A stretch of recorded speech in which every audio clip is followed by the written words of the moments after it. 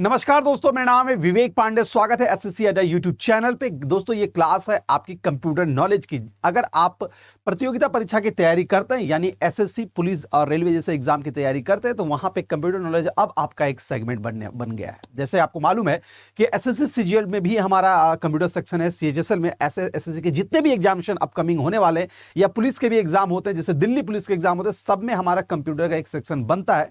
तो कहने का तात्पर्य यहाँ पे ये है कि इस सेक्शन को अब हम और सारे सब्जेक्ट के जैसा ही यहाँ पे महत्ता देनी होगी, नहीं तो हम फाइनल सिलेक्शन की ओर नहीं बढ़ पाएंगे। ठीक है, तो इसी को ध्यान में रखते हुए एसएससी अड्डा यूट्यूब चैनल ने आपके लिए यहाँ कंप्यूटर नॉलेज की क्लासेस ऑर्गेनाइज करी है। रोजाना ये क्लास चलता है कितने बजे? तो सुबह 11:30 बजे। और यहाँ पे अभी जो सबसे पहली हमारे सामने अपकमिंग एग्जामिनेशन है वो हमारा है क्या? तो एसएससी सीजीएल टियर 2। तो सीजीएल टियर 2 में भी आपको मालूम है कि 60 नंबर का हमारा कंप्यूटर नॉलेज है, वहां पे पूछा जा रहा है। तो उसी को ध्यान में रखकर ये सेशन आपको ऑर्गेनाइज करवाई जा रही है। चूंकि एग्जाम हमारा नजदीक है, इसीलिए यहाँ पे हम लोग करते क्या है, तो अभी हम लोग मॉडल पेपर है जो सॉल्व कर रहे हैं। तो कल का मॉडल पेपर आधारित किस पे था? तो कल का मॉडल पेपर आधारित था हमारा किस पे? तो फुल फॉर्म पे आधारित था, जो आपने कल अटेंड किया था। बहुत अच्छा सेशन रहा, आप लोगों ने बहुत अच्छे से जवाब भी दिया। तो उसी तर्ज पे आज का सेशन भी मैं यहाँ पे लेके आया। और आज के मॉडल पेपर की खास बात ये होगी कि यहाँ मैं पिछले 10 सालों से कंप्यूटर के कुछ भी अगर क्वेश्चंस बने हैं हमारे एसएससी के एग्जाम में, उसको मैं लेके आया। यानी आज अगर क्वेश्चन आप सॉल्व करते हो तो आपको ये आइडिया लग जाएगा, यस सर, पिछले 5-10 सालों में एसएससी अगर कंप्यूटर के क्वेश्चन पूछ रहे थे, जितने भी 5, 7, 10 पूछते थे, वो किस लेवल का पूछा जाता था, वो कैसा क्वेश्चन होता था, वो आपको यहाँ पे आइडिया लग जाएगा। तो तैयार हो जाइए, कॉपी और पेन अपने हाथ में रखिएगा। जो भी अगर आपको अननोन चीजें होगी, यानी जिसके बारे में आप अवगत नहीं होंगे, उसके बारे में राइट डाउन जरूर करते जाइएगा, क्योंकि वो आपके लिए असेट बनता जाएगा और आने वाले एग्जाम में उसका आप यूटिलाइज कर पाइएगा।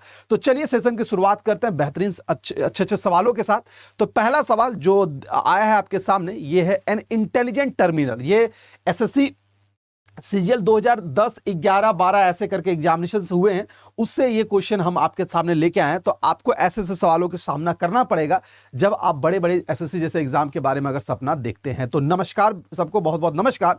और दिन की शुरुआत हो चुकी है, अच्छा दिन हमारा है, तो क्यों ना इस सेशन को और अच्छा हम लोग बनाया जाए। तो पहला सवाल आपके स्क्रीन पे है, an intelligent terminal is. Intelligent terminal होता क्या है? तो वो हमारा has a microprocessor but can not be program by the user. Hindi और इंग्लिश दोनों में वो बच्चे जिनको भाषाएं में दिक्कत होती है, उन्हें उनके लिए मैंने हिंदी में भी ये प्रश्न को आपके सामने प्रस्तुत किया हूं। तो बच्चे आंसर यहाँ पे जरूर करें। तो शुरुआत हो जाए और पहले सवाल का आंसर आप करने के लिए तैयार हो जाए। थोड़ा सा पढ़ें क्वेश्चन को, थोड़ा सा समझें, समय थोड़ा दें, क्योंकि यहाँ पे हम लोग वो काम नहीं करेंगे कि भाई 1 सेकंड में हम लोग सब काम कर लें। यानी हमें समय देना पड़ेगा, इसमें थोड़ा सा वेस्ट समय को व्यतीत करना पड़ेगा, तभी ऐसे सवालों का जवाब हम दे पाएंगे। तो पहला सवाल है, इंटेलिजेंट टर्मिनल किसे कहते हैं? तो has a microprocessor but can not be program by the user. तो वो हमारा है इंटेलिजेंट टर्मिनल। टर्मिनल कहने का मतलब है, टर्मिनल क्या होता है इसके बारे में ऑलरेडी हम लोग कल जिक्र कर चुके थे। टर्मिनल क्या है? तो टर्मिनल होता है एक किसी भी पॉइंट जहां पे हम लोग, या कह सकते हैं किसी भी डिवाइस को भी कह सकते हैं, या आप इसको ऐसे कहें कि कंप्यूटर का वह पॉइंट जहां पे हम लोग या तो कंप्यूटर को डेटा देते हैं या कंप्यूटर से डेटा लेते हैं। यानी इनपुट देने वाला पॉइंट और आउटपुट देने वाला पॉइंट को ही टर्मिनल कहा जाता है। अब इसी टर्मिनल में एक टर्मिनल होता है जिसको हम लोग कहते हैं डंप टर्मिनल। तो बच्चों आपका क्या है? डंप टर्मिनल क्या हो गया? Dump terminal. तो दोस्तों डंप टर्मिनल होता है अगर कीबोर्ड यानी सिर्फ इनपुट और आउटपुट को हम लोग कंसीडर करते हैं। अगर इनपुट और आउटपुट को कंसीडर करते हैं तो उसे हम लोग डंप टर्मिनल कहते हैं। टर्मिनल है क्या? आसानी से, एक सेकंड, एक बच्चे, एक सर, चलिए नोटिफिकेशन आएगी, बिल्कुल। बहुत सारे बच्चों का सवाल, मैं आपका सवाल लूंगा जिनका भी है। मैं थोड़ा इस सवाल को पहले सॉल्व कर दूं। सवाल ये पूछा, पहले टर्मिनल क्या है वो समझिए। टर्मिनल होता है, अगर आप इसको कह सकते हैं कि कंप्यूटर का वह पॉइंट जहां से कंप्यूटर में डेटा जाता है, जैसे कि कीबोर्ड के माध्यम से डेटा जा रहा है तो उसको हम लोग कह देंगे टर्मिनल। और वह पॉइंट जहां से कंप्यूटर डेटा हमें देता है, यानी रिजल्ट देता है, यानी कि मॉनिटर। तो जिस पॉइंट से कंप्यूटर में डेटा जा रहा है और जिस पॉइंट से कंप्यूटर से डेटा आ रहा है, उसे ही हम लोग टर्मिनल कहते हैं।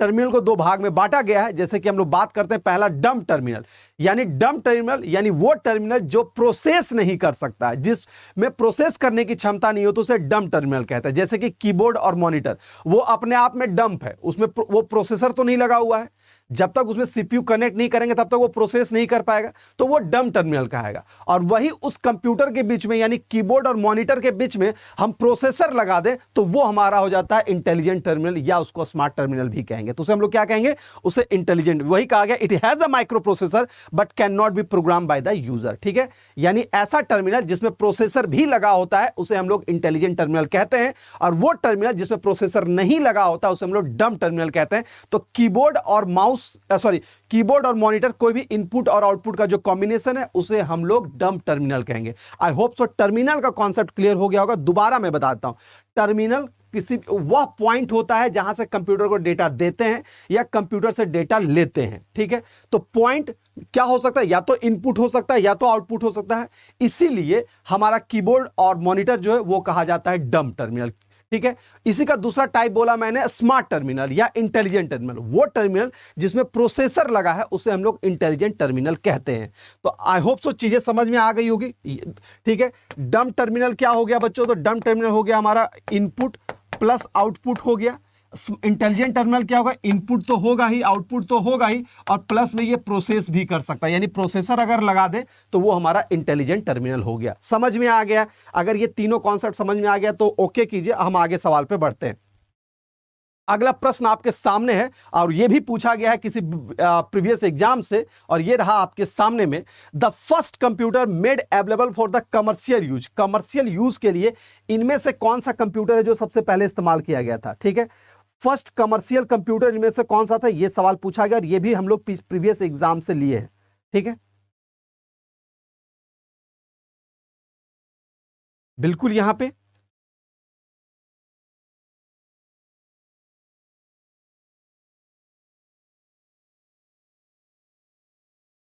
तो इस क्वेश्चन का आंसर है फर्स्ट कमर्शियल कंप्यूटर की संज्ञा किसे दी गई थी? कमर्शियल कंप्यूटर वही हुआ जब मार्केट में आ गया, लोग कमर्शियली इसका इस्तेमाल करने लगे, तो वो कौन सा कंप्यूटर? बिल्कुल नहीं, गलत है। आंसर हमारा यूनिवैक होगा। यूनिवैक है यूनिवर्सल वेरिएबल ऑटोमेटिक कंप्यूटर। याद रखिएगा, यूनिवैक। जो भी बच्चे बता रहे हैं इनियक, गलत है। इनियक पहला जनरल पर्पस कंप्यूटर था, समझिएगा। इनियक क्या था? पहला जनरल पर्पस। कहीं है इनियक लिखा हुआ? ये लिखा हुआ है। तो इनियक मेरा फर्स्ट जनरल पर्पस कंप्यूटर था। ठीक है, जनरल पर्पस, जनरल पर्पस जिसको आम जनता कोई भी इस्तेमाल कर सकता था। ठीक है, जनरल पर्पस में क्या हो गया, यानी वो कंप्यूटर जिसका हम भी उपयोग करें और आप भी उपयोग करें। अच्छे से नहीं दिख रहा है? कौन सा ऐसे बच्चे कह रहे हैं अच्छे से नहीं दिख रहा है? दिखने में कोई दिक्कत होगा तो मुझे बताइएगा। ठीक है, तो बच्चों इनियक क्या था? First general purpose computer. General purpose computer कहने का मतलब है कि यानी हम भी इस्तेमाल कर सकते थे पढ़ने के लिए, गेम खेलने के लिए, और कंपनी भी कोई भी अगर कंपनी है वो भी इस्तेमाल करती थी अपने बिजनेस को बिल्ड करने के लिए, तो वो हमारा था इनियक। लेकिन अगर आपसे पूछा जाए कमर्शियल, कमर्शियल कहने का मतलब है कि सिर्फ और सिर्फ कमर्शियल यूज है। उदाहरण के तौर पर जैसे इसका सिर्फ कोई कंपनी ही इस्तेमाल कर सकता, हम इस्तेमाल नहीं कर सकते। अभी मान लो सुपर कंप्यूटर है, तो सुपर कंप्यूटर हम लोग इस्तेमाल कर सकते हैं? नहीं कर सकते, वो साइंटिफिक पर्पस के लिए बना है। उसी तरह कुछ ऐसे कंप्यूटर्स हैं जो सिर्फ स्पेसिफिक काम के लिए यानी कमर्शियल काम के लिए बने गए, तो उसे हम लोग कौन सा कंप्यूटर कहेंगे? तो आंसर हमारा क्या होगा, याद रखिएगा, वो हमारा यूनिवैक। यूनिवैक है, वो मेरा फर्स्ट कमर्शियल कंप्यूटर है।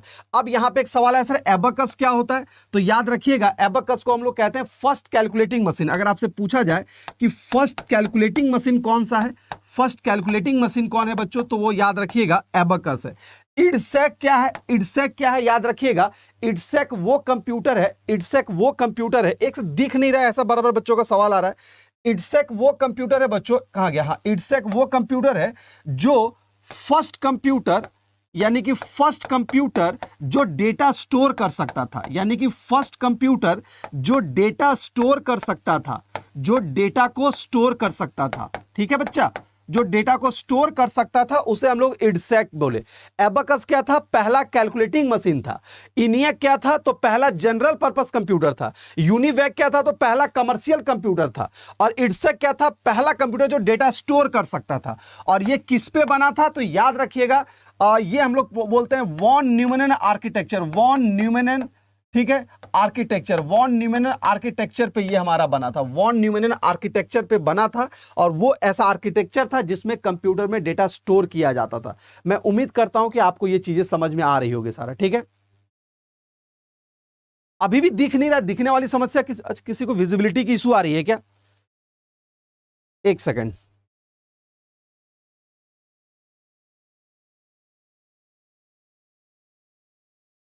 विजिबिलिटी की इशू आ रही है। आई होप अब नहीं आती होगी, चीजें आपको समझ में आ। तो बच्चों याद रखिएगा कि पहला एबकस क्या था, तो पहला कैलकुलेटिंग मशीन था। इनियक क्या था, पहला जनरल पर्पस कंप्यूटर था। यूनिवैक क्या था, तो पहला कमर्शियल था। और इट्सेक था जो पहला कंप्यूटर जो डेटा स्टोर कर सकता। और वॉन न्यूमैन आर्किटेक्चर पे ये बना हुआ था, ठीक है। और इसको बनाने वाले इंसान का भी नाम था John von Neumann. John von Neumann ये एक ऐसा कंप्यूटर था जो सबसे पहले डेटा को स्टोर किया गया, और यही स्टोरेज का कॉन्सेप्ट है जो अभी भी चल रहा है। इसीलिए याद रखिएगा, अगर पूछा जाए कि मॉडर्न आर्किटेक्चर कौन सा है, तो याद रखिएगा वॉन न्यूमैन आर्किटेक्चर है जो मॉडर्न है। और ये एक ऐसा आर्किटेक्चर था जो डेटा को स्टोर कर सकता था, ठीक है। ठीक है, तो इसे हम लोग क्या कह सकते हैं?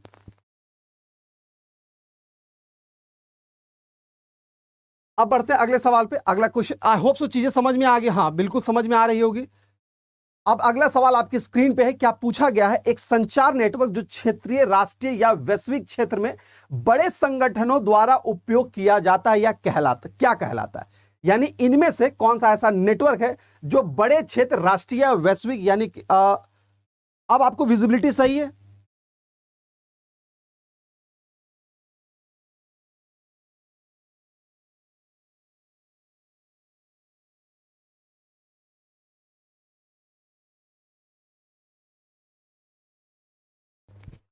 चलो, तो बच्चों अगर सवाल ये पूछा, a communication network which is used by the large organisation, यानी बड़े ऑर्गेनाइजेशन के द्वारा इस्तेमाल किए जाने वाला कौन सा नेटवर्क? बिल्कुल वो हमारा वैन होगा, ठीक है। जैसे यहां पे लार्ज शब्द का उपयोग कर दिया, रीजन का, नेशनल का, ग्लोबल एरिया, तो वो हमारा वैन होगा। वैन कहने का मतलब क्या है? Wide area network. अब बड़ा इंटरेस्टिंग चीज से मैं बताऊं, वाइड एरिया नेटवर्क है वो, यहां पे वाइड एरिया नेटवर्क है, ठीक है। अब सवाल है, ठीक है सर वाइड एरिया नेटवर्क है, अब वाइड एरिया नेटवर्क कौन सा होता है? तो बच्चों आपने इंटरनेट देखा है ना। इंटरनेट जो होता है बच्चों, इंटरनेट जो होता है वो वैन का ही एग्जांपल है। इंटरनेट जो है बच्चों वो हमारा वैन का ही एग्जांपल है। बच्चों इंटरनेट जो है वो हमारा वैन का एग्जांपल है, ठीक है।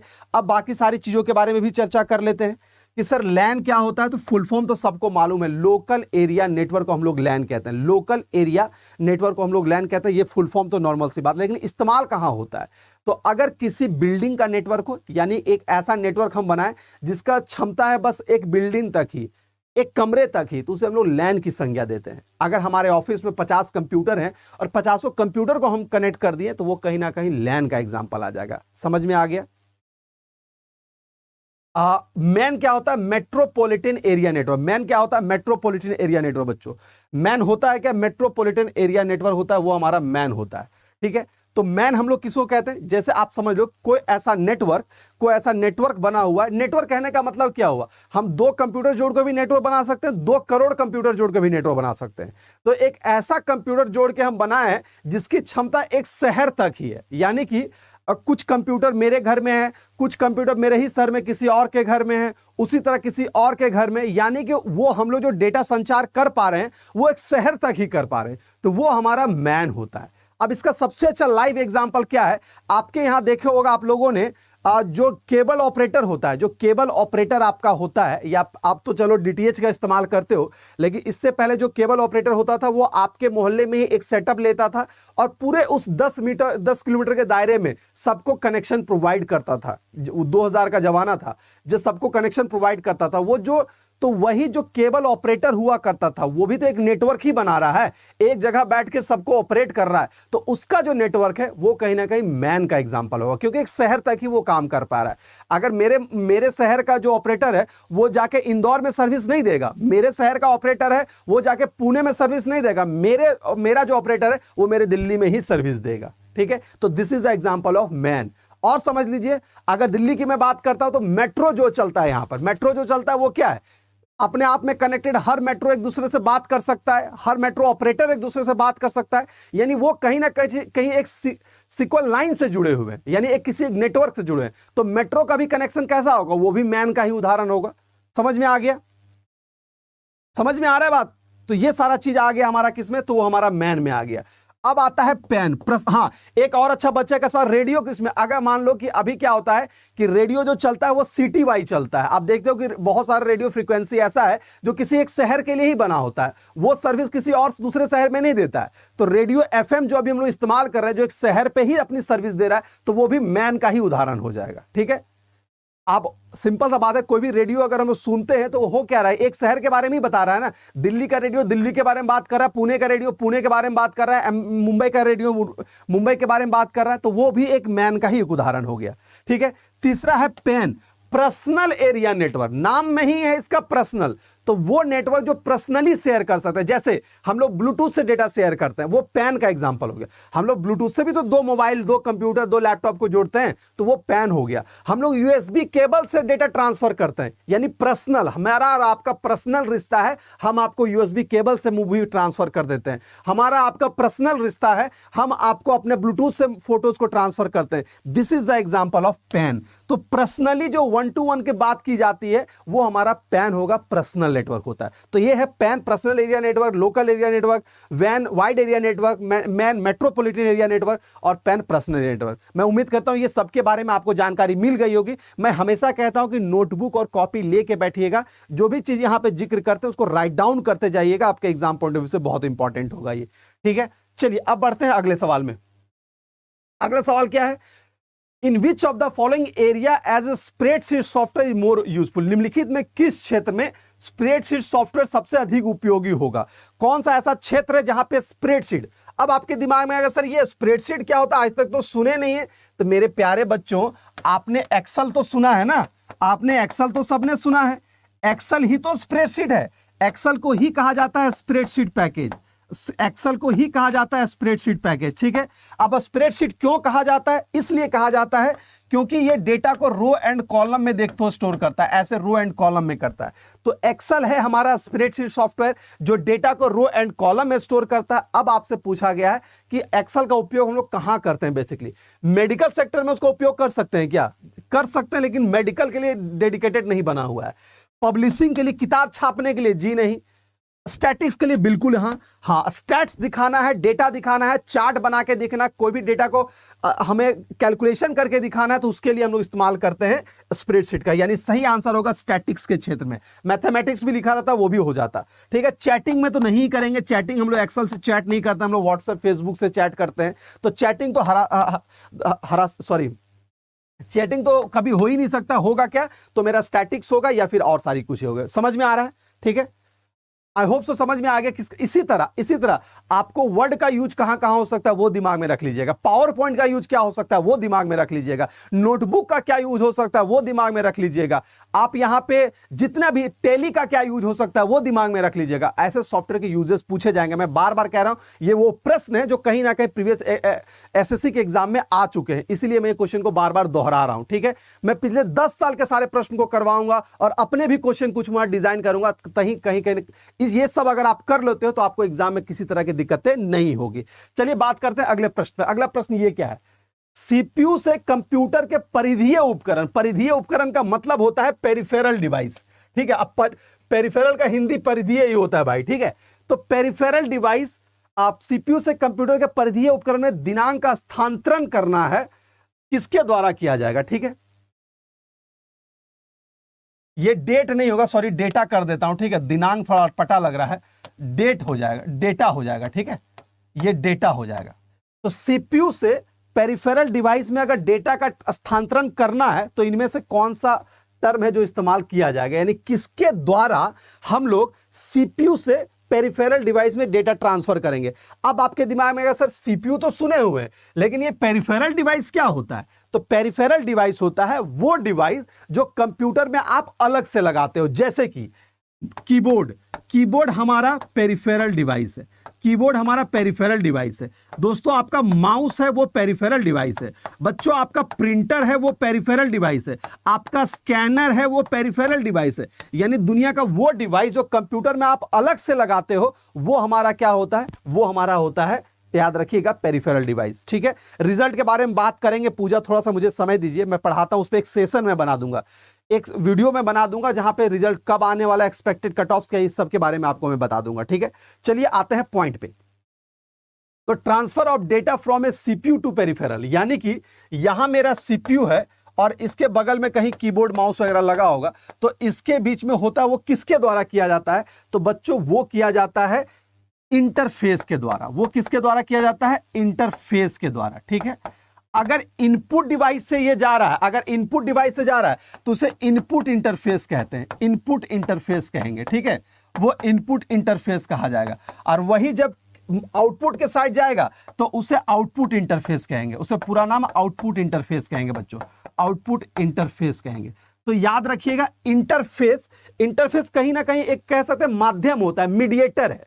इंटरफेस शब्द का जो हम लोग उपयोग करते हैं वो क्या है? मीडिएटर होता है, जो इधर का चीज उधर और उधर का चीज इधर को बीच में जोड़ने का काम करता है। आम जीवन में भी हम लोग इंटरफेस शब्द का अगर आपने सुना होगा तो इंटरफेस का मतलब क्या होता है? जो मीडिएटर एक माहौल क्रिएट करता है ताकि दोनों पार्टी आके यहां पे बात कर सके। तो हम लोग का कहें इनपुट इंटरफेस, तो इनपुट इंटरफेस क्या करता है? एक माहौल क्रिएट करता है जिससे इनपुट डिवाइस और सीपीयू बात कर सके। उसी तरह आउटपुट इंटरफेस होता है, आउटपुट इंटरफेस भी एक माहौल क्रिएट करता है, एक मीडिएटर का काम करता है ताकि मॉनिटर और सीपीयू आपस में बात कर सके। That is the output interface. समझ में आ गया? I hope you getting. तो आंसर हमारा क्या हो गया? Interface is the right answer बच्चों, interface is the right answer. Clear है? तो इंटरफेस का मतलब हो गया मध्यांतर, मीडिएटर, आप उसको किसी भी संज्ञा में रख सकते हैं। आई होप चीजें समझ में आ रही होगी। अब बढ़ते हैं अगले सवाल में। स्प्रेडशीट सॉफ्टवेयर जिसके बारे में हम लोग बात कर चुके हैं अभी, एप्लीकेशन में उपलब्ध डेटा स्पेस की सबसे छोटी इकाई का क्या नाम है? यानी कि अभी हम लोग इसकी बात कर रहे थे, इसकी हम लोग बात करते, यही स्प्रेडशीट है हमारा। तो इसमें जो सबसे छोटा इकाई होता है उसे हम लोग क्या कहेंगे? स्प्रेडशीट सॉफ्टवेयर एप्लीकेशन में उपलब्ध डेटा स्पेस की सबसे छोटी इकाई को क्या कहा जाता है? सबसे छोटी इकाई को क्या कहा जाता है? ठीक है, तो आंसर हमारा रो हो गया, ब्लॉक हो गया, सेल हो गया, पिक्सल हो गया, क्या होगा राइट आंसर? तो बच्चों किसी भी स्प्रेडशीट का याद रखिएगा सबसे छोटा पार्ट होता है वो सेल होता है। किसे कहते हैं सेल? वो समझिए, इसे हम लोग सेल कहते हैं। एक्सेल का जो सबसे छोटा एंटिटी उसे हम लोग क्या कहते हैं? सेल कहते हैं। ठीक है, ये वाला पार्ट ये सेल होता है। थोड़ा सा इसके बारे में और कुछ बता देते हैं, समझिएगा। एक्सेल का सबसे छोटा पार्ट क्या होता है? सेल होता है। समझ में आ गया? बहुत सारे सेल को अगर हम जोड़ते हैं, अगर एक सेल, दो सेल, तीन सेल, चार सेल, पांच, ऐसे बहुत सारे सेल को जो जोड़ते हैं, जो फाइल बनता है उसको शीट कहते हैं, उसको शीट कहते हैं। और इसी तरह बहुत सारे शीट को अगर जोड़ेंगे तो हमारा वर्क बुक बनता है, वर्क बुक बनता है, वर्क बुक बनता है। तो यही याद रखिएगा कि एक्सेल में जो फाइल नेम होता है वो वर्कबुक होता है। एक्सेल को कहा क्या जाता है? तो सीट पैकेज कहा जाता है। एक्सेल का सबसे छोटा एंटिटी क्या होता है? तो हमारा सेल होता है। तो ये सब इसी से जुड़ा हुआ है। एक्सेल का सबसे छोटा पार्ट सेल हो गया, ये वाला पार्ट। बहुत सारे सेल को जोड़ दिए थे, एक शीट बन गया, ऐसे ये शीट हमारा बन गया। ऐसे से बहुत सारे शीट को अगर ऐड करते जाएंगे तो मेरा एक कंप्लीट फाइल बनता है जिसको हम वर्कबुक कहते हैं या बुक वन भी कह सकते हैं। तो ये है एक्सेल के बारे में। ठीक है, थोड़ा सा और सारे ऑप्शन के बारे में बता दें। ये जो पिक्सल है, पिक्सल बेसिकली क्या होता है? किसी भी इमेज का सबसे छोटा पार्ट होता है। इमेज का सबसे छोटा पार्ट, इमेज का सबसे छोटा पार्ट क्या है? तो वो मेरा पिक्सल है।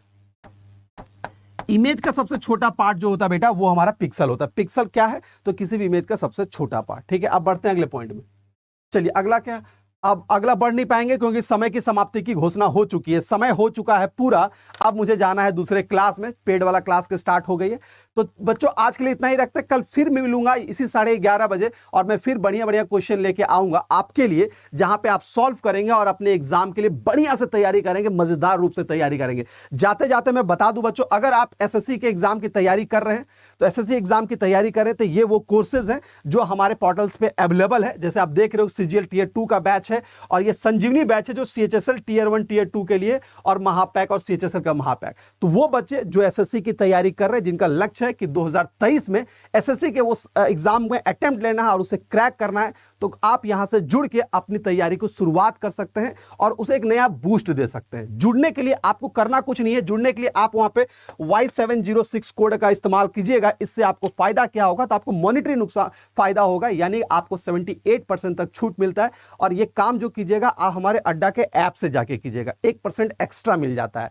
तो बच्चे आप अड्डा के ऐप को डाउनलोड कीजिए प्ले स्टोर पे, और इनमें एसएससी कैटेगरी में ये सारे कोर्सेज हैं। आपके लिए कौन सा, ये कॉल आपका होगा कि मेरा इसमें से कौन सा कोर्स है सर। मैं हमेशा रिकमेंड करता हूं एसएससी महापैक, क्योंकि इसके अंदर सब कुछ मिल जाता है। ठीक है, तो आज के लिए इतना ही रखते हैं। मैं उम्मीद करता हूं कि जल्दी ही अपनी तैयारी शुरुआत करेंगे और इस वर्ष हम लोग सिलेक्शन लेंगे। तो अभी के लिए इतना ही, फिर मिलता है अगले क्लास में। तब तक के लिए good luck, goodbye and take care दोस्तों।